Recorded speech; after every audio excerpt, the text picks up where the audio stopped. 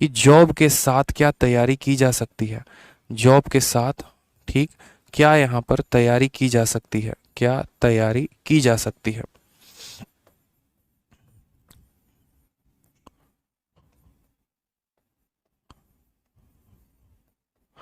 अब आप लोगों को एक हम बात बताते हैं। सबसे पहले यहाँ पर ये सवाल सिर्फ ऐसा नहीं है जो एसएससी एस्पिरेंट का ही क्वेश्चन होता है, ये सवाल मेरे भाई यूपीएससी वालों का भी क्वेश्चन होता है, ये सवाल एसएससी वालों का भी क्वेश्चन होता है, ये सवाल अदर एग्जाम्स की तैयारी करने वालों का भी होता है। और ऐसा मुझे ज़्यादातर क्वेश्चन अभी ऑफलाइन में जब मैं बच्चों से मिलता हूँ, बात करता हूँ, तो वहाँ पर मेरे सामने क्वेश्चंस आते हैं। ठीक है, क्यों आते हैं? जैसे मानो कल ही मेरे सामने एक बच्चा आया और वो नोएडा में जॉब करता है, उसको अपने फैमिली को सस्टेन करने के लिए नौकरी करनी ही करनी है। और ऐसा क्यों करना है? क्योंकि उसके घर से एक भी रुपया उसकी सहायता नहीं मिलती है। उसके घर में और भी बाकी लोग उससे छोटे हैं, ठीक है, जिनको उनके माँ बाप को यानी उनके पापा को पढ़ाना है, तो यहाँ पर वो इसे ज़्यादा तरीके से नहीं पढ़ा सकते हैं। अब ऐसे हालात में क्या करना है कि उसे नौकरी करनी ही करनी है।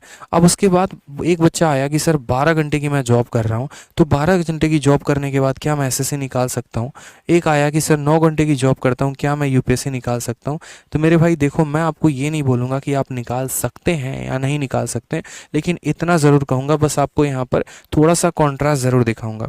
ठीक है, मान लीजिए कि एक बच्चा आता है और एक बच्चा यहाँ पर अगर हम बात करते हैं साधारण तौर पर आम पर एसएससी को लेकर, तो एक बच्चा एसएससी की तैयारी कर रहा है और वो डेली कम से कम यहाँ पर 8 से ऊपर घंटे की सेल्फ स्टडी करता है। इतने घंटे मेरे भाई वो सेल्फ स्टडी दे रहा है। दूसरा वाला यहाँ पर जो है जॉब करके आ रहा है, थका आ रहा है, 9 घंटे की ड्यूटी कर ली, सुबह 9 बजे गया था, शाम को 6 बजे आया, फ्रेश होकर नहा धोआ कर आराम करते करते 8 बज चुके हैं। अब वो रात के 8 बजे से लेकर 12 बजे तक मान लीजिए कि वो 4 घंटे की पढ़ाई कर रहा है। ठीक है, ये बच्चा जो है यहाँ पर 8 घंटे या हो सकता है 10 घंटे की पढ़ाई कर रहा हो। अब आप मुझे बताओ कि इससे आधे की पढ़ाई ये कर रहा है, इसकी एनर्जी दोगुनी है। सुबह उठता है, वोकैबुलरी बहुत अच्छे मन से याद करता है, ये सुबह उठता है भागा भागा ऑफिस जाता है, ये पूरे दिन मैथ्स के सवाल को लगाता है, जीके को पढ़ता है, ये पूरे दिन अपने ऑफिस के काम को संभालता है, शाम को आकर ये प्रैक्टिस करता है लाइब्रेरी से और शाम को आकर ये अपने ऑफिस के काम को देखता है। ठीक है, जब यहाँ पर इसका आराम करने का वक्त होता है तब ये थके हारे मन से वो कैब की उठाता है, मैथ्स उठाता है।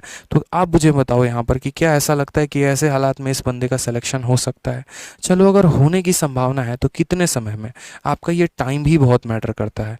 अगर ऐसे सिचुएशन की हम बात करें मेरे भाई यहाँ पर, तो ऐसे बच्चे जो डेली सेल्फ स्टडी कर रहे हैं, अगर ये सिलेक्शन 1 से 1.5 साल में लेते हैं ना, तो यहाँ पर जो जॉब करने वाले होते हैं उनका सिलेक्शन बड़े प्यार से आराम से आपका 3 साल तो जाता ही जाता है। ठीक है, इसमें कोई डाउट की बात नहीं है कि आप 3 साल के पहले सिलेक्शन ले पाओ। बहुत ही प्यारा क्वेश्चन है, बहुत ही।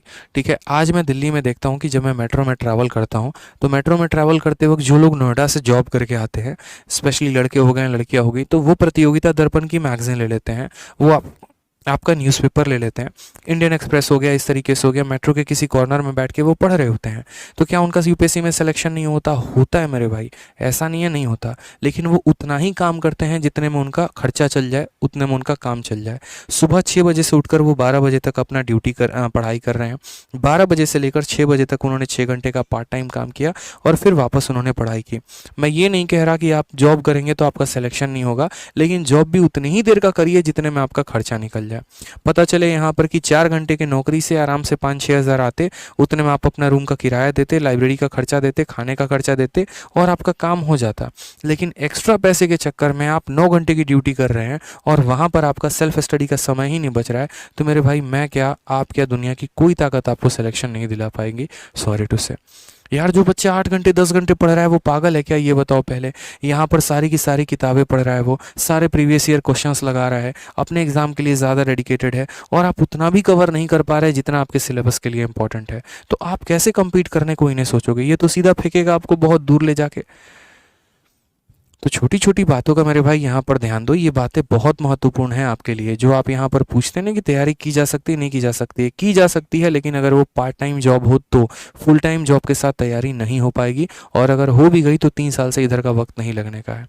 क्योंकि एक बात मैंने अपने गुरु से बहुत पहले सीखी थी। ठीक है, मैं भी जैसे बहुत ज़्यादा पैसे के पीछे भागने लगा था 2019 के समय में, ट्यूशन्स पढ़ाकर मुझे ऐसा लगता था कि अगर एक ट्यूशन पढ़ाने से 4,000 5,000 मिल जा रहे हैं तो क्यों ना 2-3 पकड़ लें। उसके चक्कर में हमने ऐसा किया कि हमने अपनी पढ़ाई की ऐसी तैसी करवा दी, और ऐसी तैसी करवाने के चक्कर में ये हुआ कि हमारा रिजल्ट भी ख़राब हुआ 2018 में। ठीक है, अपने पढ़ने पर कम, पढ़ाने पर ज़्यादा फोकस किया, अपनी चीज़ों पर कम, बाकी चीज़ों पर ज़्यादा फोकस किया।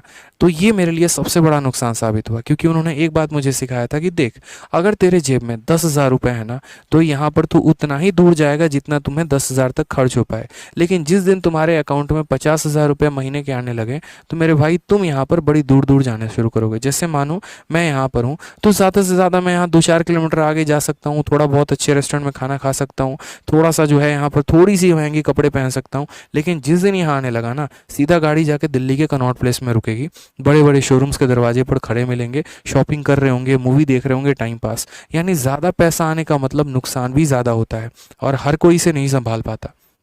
इस बात का ध्यान रखिए। जब तक आप कुछ कामयाब नहीं बन जाते हैं, आपको अपने आप को बहुत ज़्यादा रोक के रखना होता है। थोड़ा नहीं कह रहा मैं, बहुत ज़्यादा रोक के रखना होता है।